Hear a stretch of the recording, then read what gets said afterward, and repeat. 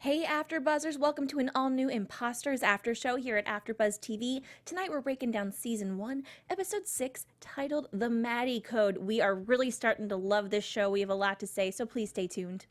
You're tuning into the destination for TV superfan discussion, AfterBuzzz TV. And now, let the buzz begin. Secret Agent Man, Secret Agent Man. Hello again, our beautiful, beautiful AfterBuzzers. Thank you so much for tuning in to another Imposters After Show at AfterBuzzz TV and listening to our terrible singing. And I'm including you in the booth there, Neil.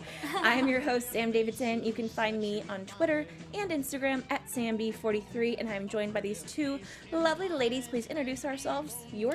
Let us know where we can find you on social media. Hey guys, I'm Ally Nasta. You can find me on Twitter at Ally Nasta and on Instagram at Ally Girl. Hi, I'm Mina. You can find me on Instagram at Mina Makes Magic.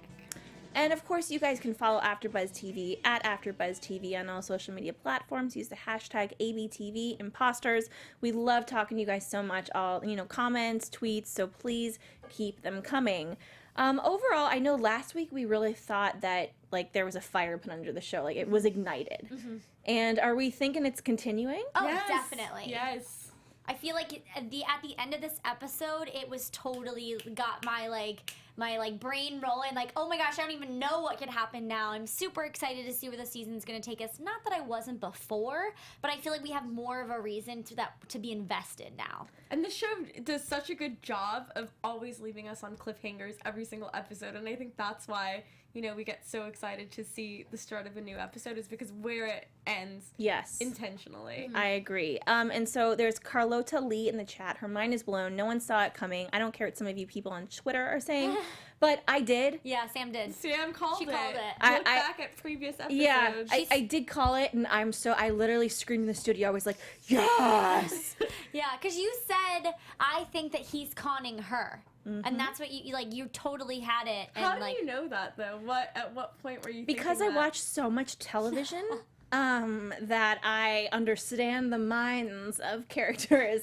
I mean, yeah, just from knowing story and being a writer, there needs to be another kind of with this kind of show, it's ooh, surprise, surprise, surprise, surprise. Then the surprises stop and it's mid-season. It can't plateau like that. There has to be a bigger one on top of it all. So I guess that's how I figured it out. And it has to be an opposing force to Maddie. Someone that can counteract what she's doing or be smarter than her. And we got to see the characters all really interact with each other, which I'm so glad they did. And like I said, I think it could have happened sooner. Mm-hmm. But this is great. We have another 4 episodes left, and they're all interacting together. Yeah. I thought that Ezra really stood out to me in this episode because he seems to be the only one with his senses. Even when he did have the one-on-one time with Maddie, aka Saffron, in the dance, when they danced at her birthday party, I felt as if he was the only one kind of retreating the most from who she was as Ava, rather than Maddie. He's really understanding that was not a person that you are now. And I feel as if Robbie and Jules kind of still see her as this person. And I think you even pointed something out in the middle of the episode. You're like, Ezra's the only person that refers to Saffron as Maddie, and they were Richie and them were referring. Alice and, they were calling her Alice, and that's what Richie called her. Jules was calling her Cece. Yeah. But yeah, let's get into the Three Musketeers. I have found it because they said it. Yes. And, we were like the trio, but no, the Three Musketeers. So, at the beginning of the episode, we start right where we ended. Yeah. And Maddie's there, and she asks to go to the bathroom, and I'm like, you fools are going to let her go to the bathroom? Yeah. She's going to run. I was thinking that, too. I was like, you took all this time to find her, and the minute she's like, let me go, you're like, oh, okay, sure, go ahead. Yeah, so sorry, your bladder. That's so sad. But she goes and vomits. I mean, I think this is all a first for her. Yeah. I kind of doubt she's ever been found by even one Yeah. person, No, yeah. let alone 3 together. Well, and it kind of seems like she's still on the early side of her career. It seems as if these were only the 3 people that she's done so far. You think? There could be more, but I felt as if she was so young, just the way that Sally and Max referred to her. And then we kind of saw that flashback of Sally and Max doing things on their own. I think maybe Saffron's been around for 5 years, so maybe there's been 1 or 2 more people before them. Yeah. But I think Maybe. this is more new. Do we know exactly how old she is? Is that something I've missed? I mean, we're when is saying someone- 30. Yeah, but when is someone really born? What? Yeah. When is I someone don't- born? Remember that's Oh. what Jules said? She's Yeah. like, when is someone born? Is it when they first come out of the womb, or is it when Because I was they thinking... meet a new person? Like, each new person is a new birth? Yeah, I mean, I guess, but I feel like maybe she's around like 26 or 27. I don't think she's actually 30. I don't think she is either. Hmm, But okay. I'm just trying to think in terms of She seems putting all the pieces together, but... late 20s. And Well, let's talk about the 3 Musketeers, kind of, Yeah. and they are now have this bonding thing. They're in a hotel room together. They're all staying there, and they're eating frozen food, and Jules and Richie specifically freaked out about seeing her. And like you just said, you know, Ezra is the only one that called her Maddie. He gets it. He is on point, and he's ready to get what he needs to get. I mean, I think he's still fooling himself, and Yeah. it hasn't hit him yet, like it's hit the other 2, that this Yeah. is her, Yeah. and she's, like, the love that we had was fake. But, you know, it was really sad. But Ezra is the one that puts things into action because, you know, we see him, they're doing a stakeout, the 3 of them. It's literally the 3 Stooges, too. Yeah. It's amazing. And I am loving Jules' character, first of all. Yes, she has such a great comic relief to the show. Even when it's a serious moment, she's just got a really intriguing... She's just drunk. Yeah, well, yeah, she's drunk the whole time. No, but I think that just her, like, as an actress, I think that her sense of humor is a really good light in the terms of the 2 guys with Richie and Ezra. She just kind of pulls them in. Yeah. It's cute. And Carlotto Lee in the chat says, I seem like a family now. Yeah, they definitely do. I actually, I'm glad that Carlotta brought that up because at the end, when they gave each other a hug, Richie and Ezra, I kind of felt like they both were like the brother that the other one never had. Because Ezra has a brother, but Right. they He's don't have kind a of a good douche. relationship. Yeah. So I agree. yeah. What do you think, Mina? No, yeah, definitely. But about his brother, Ezra's brother, Josh, when he called him twice during the party, I mean, after the first time, I knew that was intentionally put in there for a reason, Right. that it was going to be something important. And just to find out that his dad had a heart attack, I feel like it almost changes things in the sense that if something bad does happen to his dad, and like, God forbid, he's no longer there, then he can't really be blackmailed by Max in the Yeah. same way he could be if his dad was alive. I'm gonna wait to save this stuff until the end because I feel like we might have a way out of this scary situation. Yes. But let's talk about this party. Yes. First of all, I love it when TV shows have like events or parties. Yeah. Because it always goes wrong. Yeah. And it's like you're a guest that has no responsibility and is just sitting there watching, eating popcorn. Yeah. And that's exactly what this was. It totally was. And there's just, I mean, there were so many layers to the party too. Jesus. Yeah, so and like so many people loved. I loved how I think Patrick had said, He has it a was surprise for Maddie. no, it was something Oh. with like I'm just so excited to have everybody who loves so much love for one person in the room. That's what it was. Yeah. And I just thought that was really great because obviously, yeah. And I wonder now that we know he's an FBI, I wonder if that was like a tactic, like, oh yeah, there's so much love for one person in the room. So Well, I was thinking that. I was thinking after we saw the surprise, I was thinking, does he know who these people are? He must know because Yep. if he knows that Saffron or that Maddie is a con artist, he must know that that really wasn't her brother to begin with. So everything he did, in retrospect, must have been planned when he's like, oh, I didn't know you had a brother. Like, Well- it was a way of, breaking her down a bit and trying to get her to talk and say things, give him information in a it's way. so great and it's so funny because they did a good job. They did fool me for a moment, but just like his quote unquote sister, Patrick's sister, tried to seduce Jules. yeah. She's part of the FBI too, so she knew Right. Jules was a lesbian and targeted her in that way. Oh my gosh, I didn't even put that together. Wait, who knew? Patrick's quote unquote sister, because at the end when we see him go to the FBI and he's a part of the FBI, Yeah, his she- sister is the one one that's there in the elevator waiting for him with another FBI badge. Yeah. And so, and she, you know, hit was on... targeting Jules. Was targeting oh my Jules. Gosh, I didn't even think I about don't that. remember her interaction with Jules. You at don't all. remember? They were at the bar. No, it And was a... Yeah. they were at the bar drinking together. Yeah. It's coming And he back. was like, I like the way you Dad, smell. Don't leave. Yeah, he was like, Dad, don't leave the bar unlocked or whatever she said to Richie when he walked away. Yeah, it was great. But we got so many other great things in the party.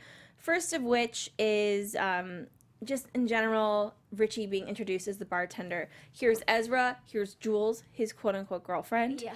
And then here's Richie, the bartender, and Maddie, Saffron, Alice, whatever whatever we want to call her. Ava. She is, I mean, and she has this huge smile on her face, and Yeah. it is like, oh shit. Yeah. It's just crazy because she's forced to talk to all these people.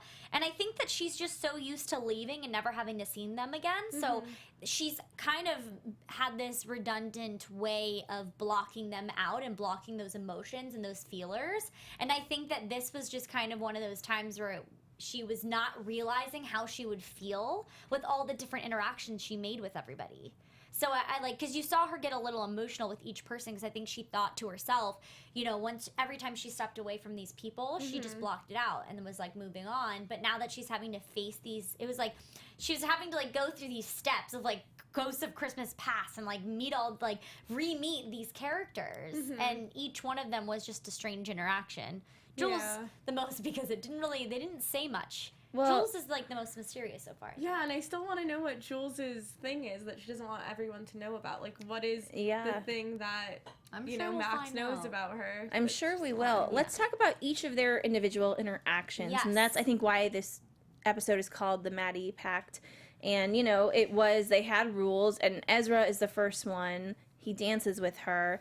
She asks her brother to dance with him, and, you know, you see these moments between them. They're looking at each other, and it was, like, sexy. Yeah, I was like, that's not, if anybody in the room, they'd be like, aren't they a little too close for comfort? It doesn't seem like a brother-sister relationship. But back to your point in the very beginning, when both of you actually were saying that he sees her as Maddie, that was one of the moments that he specifically voiced that to her. Like, I saw Maddie inside of Ava, because she asked him, do you just like remember Ava, do you miss Ava? He's like, no, I saw Maddie, I know who Maddie is even when you were Ava. So she noticed in him a huge change where she's like, you don't even seem like Ezra.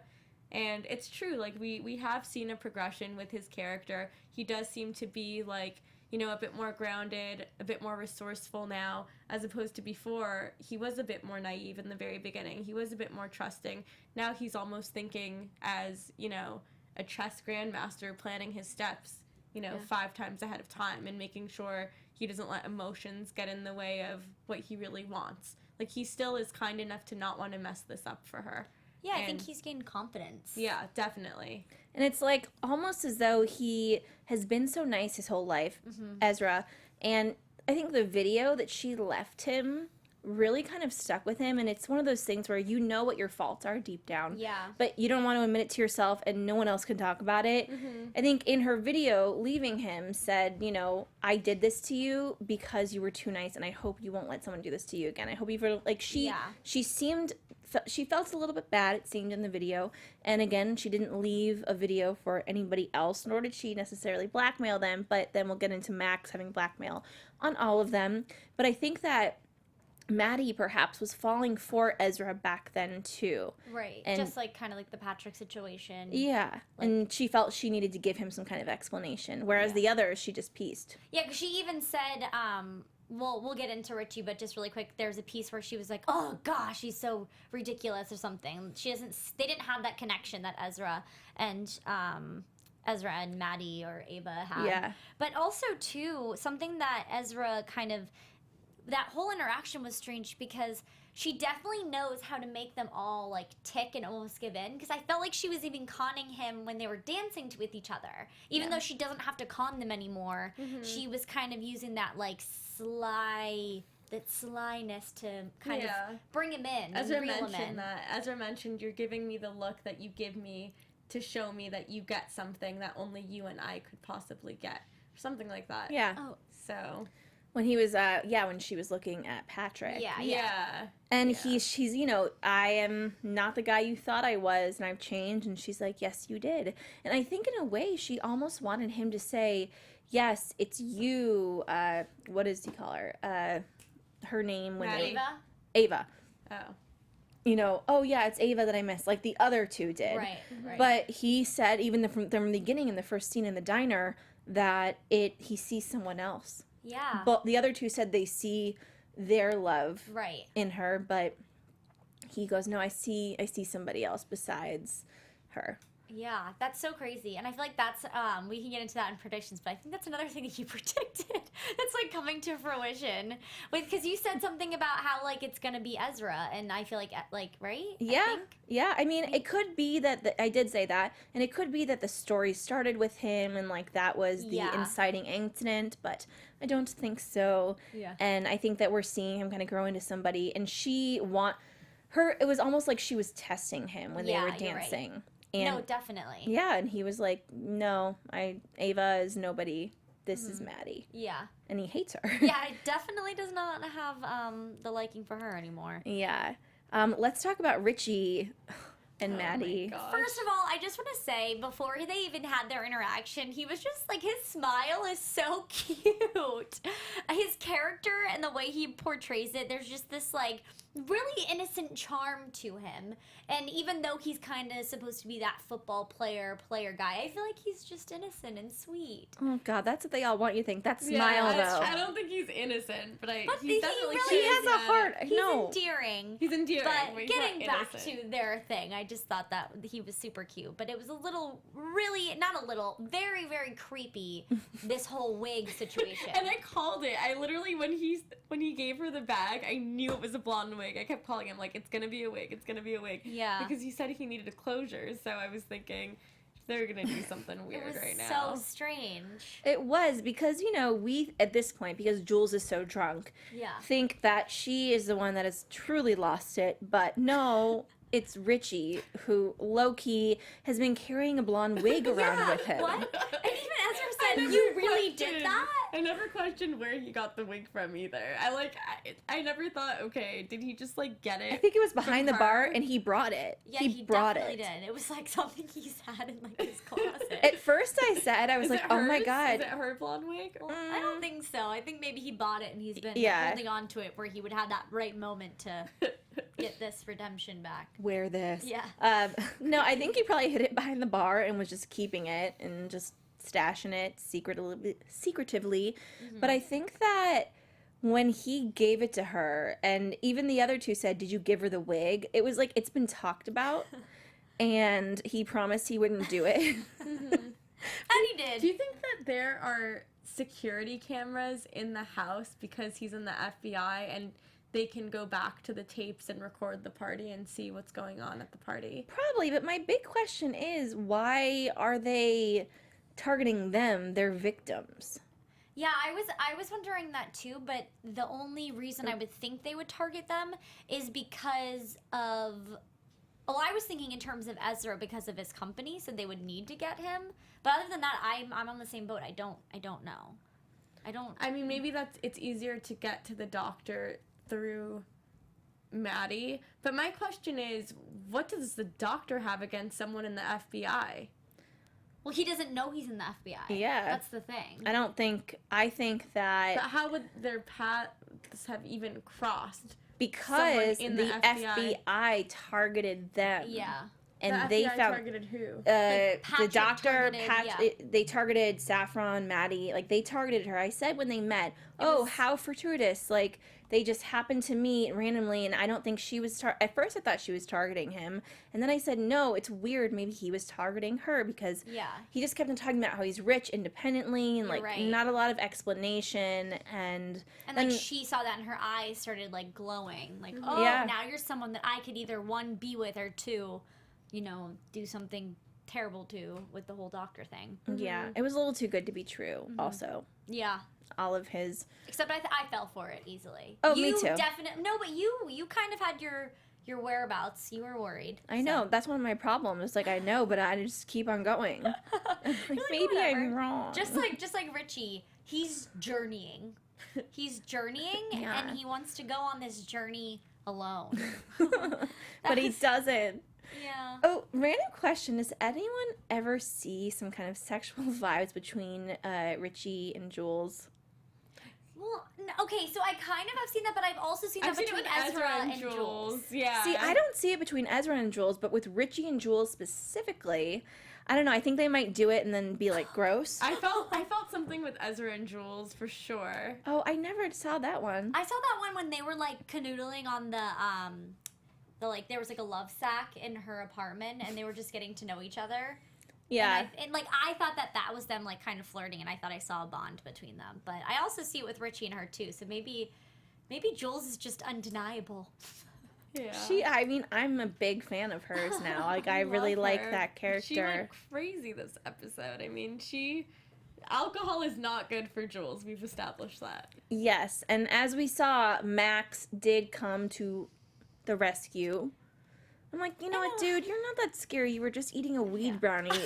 Literally, Is with that what he was eating? there was a marijuana leaf sticker on the Tupperware, and he's Oh. like, "Dun, dun, dun, I'm so excited for Oh my this." gosh, I totally missed that. I And the thought thing it was is, how was he able to like break Richie's hands? He literally just got Yeah, him in a weird broke his like finger. martial arts move and like snapped it well, to he's intimidate clearly been him. in this industry for a while.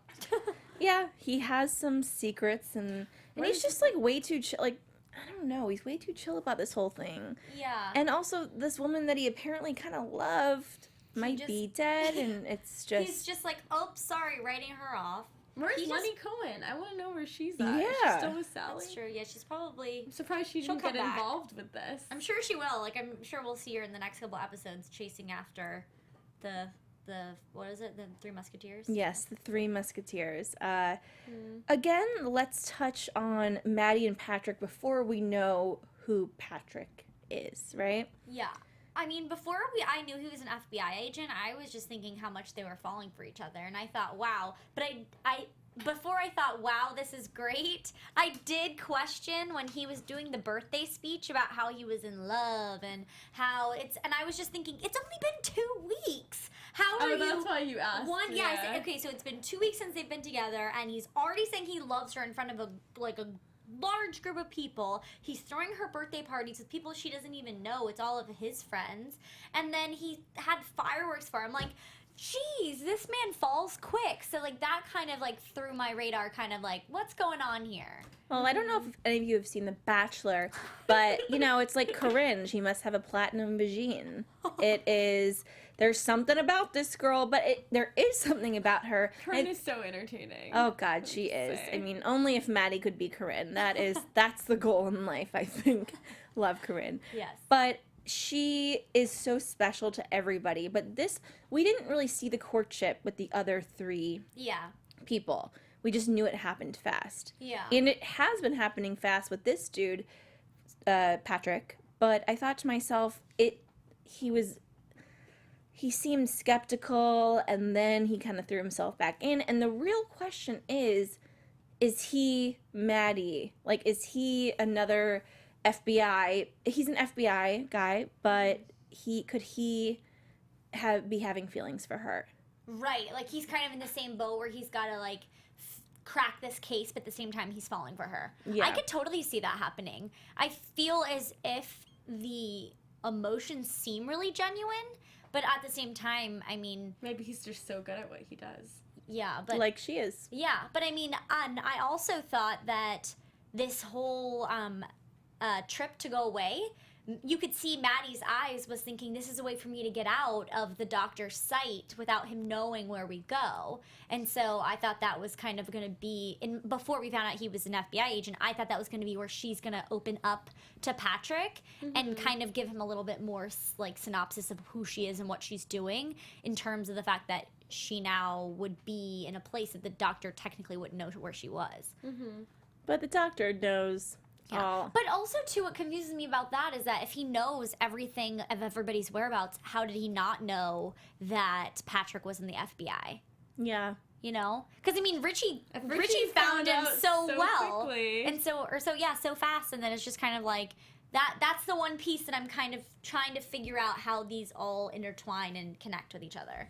Maybe he doesn't see, or maybe Patrick never saw Richie as a target, so he never was watching his back in that instance. Oh, you mean the doctor? Or no, Patrick never saw. Okay, Patrick I never see what saw you're saying. Richie as a target, so he he didn't, never like, watched hide his himself. back. But with the doctor, he already knows like what to expect and how to hide his tracks. But I'm surprised, like, if he just like ran into the FBI, like, wouldn't you think if he's yelling Patrick, like he. And I don't know, like, when we were watching the previews and everything, I'm like, but if you go to Patrick to warn him, like, why did he just leave the FBI building? I'm not making sense right now, but in my mind, I have, like, all these thoughts. He left because he was like, oh, crap, and Yeah, like, this guy's in the FBI. Oh, and I think this is what makes sense now. I think the reason why they could get in trouble is because now they're accessories to their crime. Why? What do you mean? Because now that they've met Max and they've met Saffron, who is the Maddie, and they've known them as their real person, they know their motives. As soon as they knew that information, they should have gone to the cops. But the fact that they haven't and they've done all of this behind, they've become accessories because they're enabling whatever they're doing. You're right. And I will say, earlier tonight, I was just going on IMDb, and I have IMDb Pro. I'm not sure if IMDb, just the free one, is the same stuff, but tonight, I think for the first time, it said Patrick for Stephen Bishop, Patrick Campbell. It's the only one.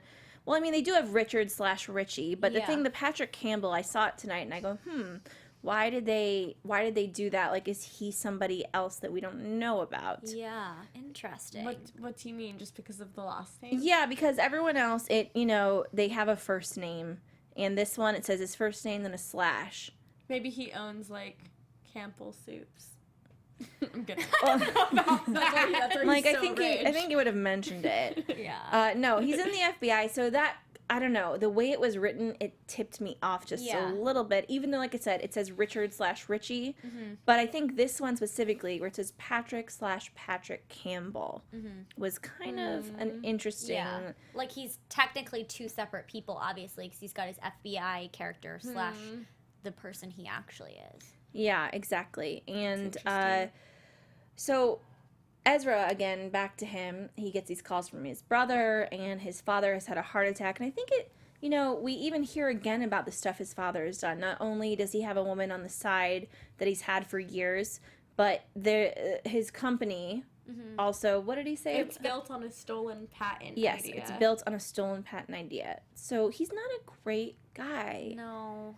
But now he's a heart attack. Yeah, and I think that kind of is going to be, we're going to see that, like, Ezra struggle with figuring out whether if this information came out, it's only going to hurt his mom at this point. She's the only one that's really going to be damaged from this information, because the brother can get over the information of his dad, you know what I mean, and so can he, but that's really going to hurt her because she's been such a, like a what do they call it, like a matriarch of the family? Yeah, matriarch of the family. And so, and especially now that this has happened, he's might go about protecting it or letting the information. I can't figure out what he's going to do with that information, but it definitely raises question. I mean, I'm kind of confused. I might even just confuse myself talking around in circles about it, but... Yeah. Well, I'm thinking, like I said earlier, this might be his way out in the sense that he can't be blackmailed anymore if his dad passes away. Right, but okay, they're doing this whole thing with the mom. She's such a mess. She's such this. Long story short, I get that Ezra and his brother were working for his father, and it makes it very complicated. At the end of the day, I don't think this woman was a complete idiot or is a complete idiot. Yeah, so like maybe she knew. Yeah, I don't understand why they're trying to protect her so much. Tell her the truth, because it's doing her a disservice to not really know what's happening with anything. I mean, if it were me, I would have just gone to my mom and just talked to her about it. And been like, oh my God, this just happened to me, and this is what she left me, and now we are on the same playing field, because you're a mother, you're a strong woman, and we love you, and not only do I want to help you, I want to be honest with you, and I want to help this family. Yeah, I didn't true, think the mom would be able to handle it, maybe. I mean, think about it. Well, I mean, but if she were to know this information, they could all kind of work around protecting it and protecting themselves for what was to come. I don't know. I kind of agree with what Sam's saying. Like, there's been so, like, secret upon secret. Like, none of them really understood what was actually happening with Ezra. I think, but they did They told the dad because he knew about the blackmailing stuff, right? Yeah. The dad told Ezra, like, you better not say anything. Remember that conversation? Yeah. And we didn't know about the patent stuff, and I don't know if Ezra did either. Mm-hmm. I mean, it kind of seems like he did. I feel like he did. I think they talked about it briefly. I think they talked about the patent and then, like, they just showed the pictures, and I think we got a little bit of a, I can't remember, but I kind of remembered that being said, so I don't. Yeah, there was some shady business, regardless, going down in this family and with the company. But again, with a woman that has been with a man for decades and has had 2, like, grown men with him, I'm sure that she knows that he has a wandering eye and that something's going on. So I just feel like it's a disservice to the story and to her to just not go and tell her. And Ezra does go straight home, and he's upset. Of course, you know, he's your father. Yeah. Regardless, you're going to be upset about your father. Definitely. So I think it's going, I'm going to get into this in predictions in a minute, but I think that this thing with Ezra's family will turn into something that Definitely. that will help move the story forward, hopefully into a second season. But lastly, you know, we've talked about this. Richie, Jules is telling Richie she's terrified. She does, you know, she doesn't want Maddie, Cece, whoever. She doesn't want her to get hurt. Yeah. And Like, physically hurt. yeah, she's, you know, and I thought that Richie was in the right. Go for it. Yeah.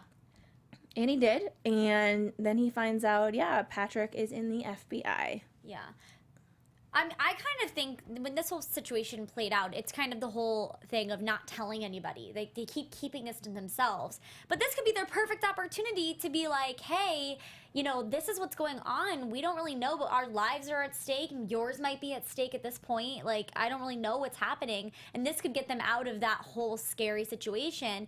But at the same time, I think they have too many emotions towards Maddie to throw her under the bus like that. Mm-hmm. Yeah. What do you I agree.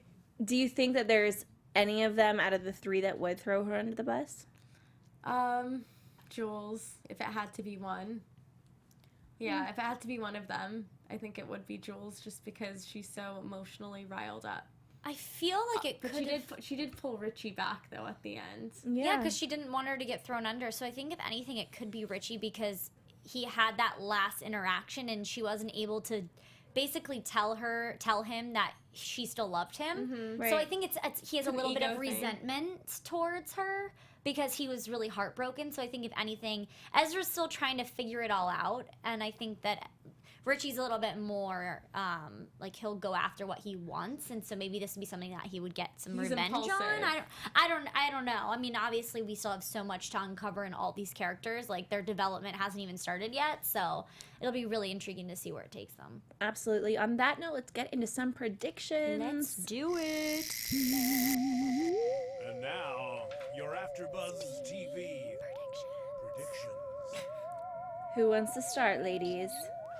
Okay, I will start with the fact that I think that Ezra is going to, contrary to whatever I've said, because it probably won't make sense to what I've said tonight on, like, you know, tying up the pieces, I think Ezra's going to be a piece to help Maddie. I think that they're kind of, what we've talked about is, I think that they're going to come together in, like, a force of action and help each other out.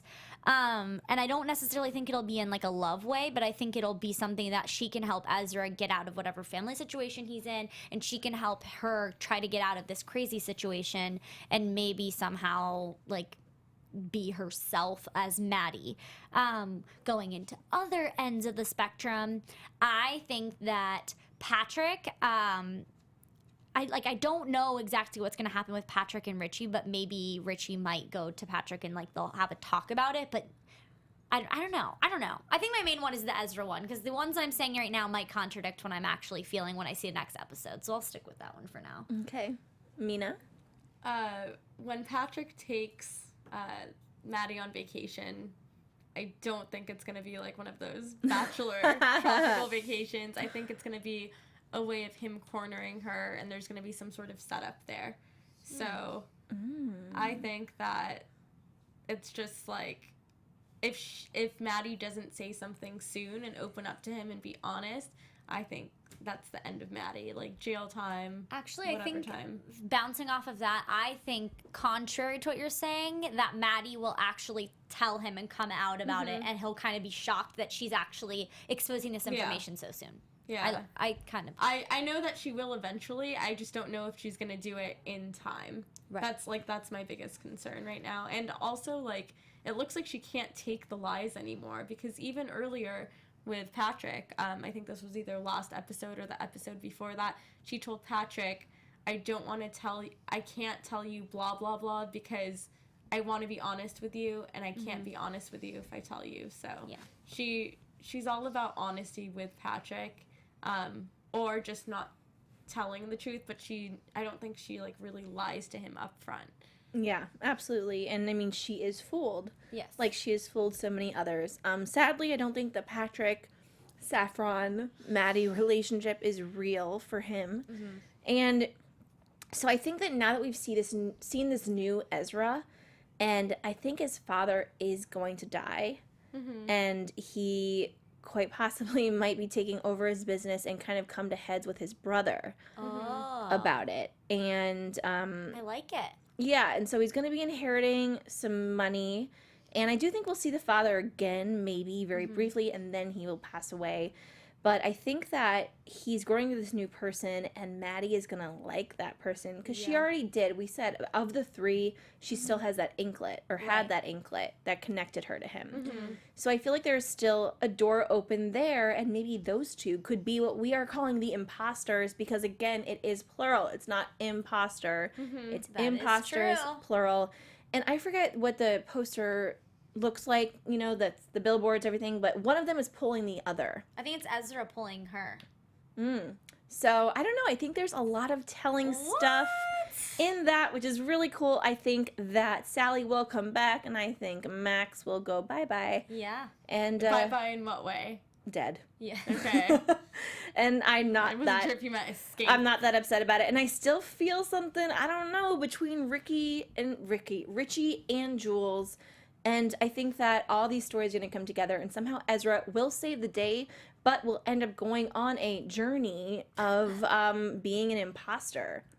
And that is his new thing once he figures out who his family really is.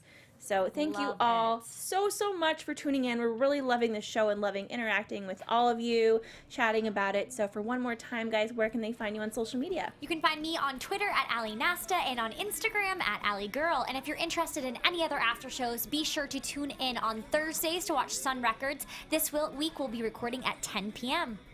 And you can find me on Instagram at Mina Makes Magic. And don't forget to tune in to Judd Apatow's Girls every Sunday at 8 p.m. And you guys can find me, Sam Davidson, at samdavidsonentertainment.com, Twitter and Instagram at samd43. I just want to thank Heather Lagos Designs. You can find them on Instagram for giving me this beautiful necklace. And you can find me on, The Originals, which is starting on Sunday. Thank you so much for tuning in. We'll see you next week. Bye. Bye.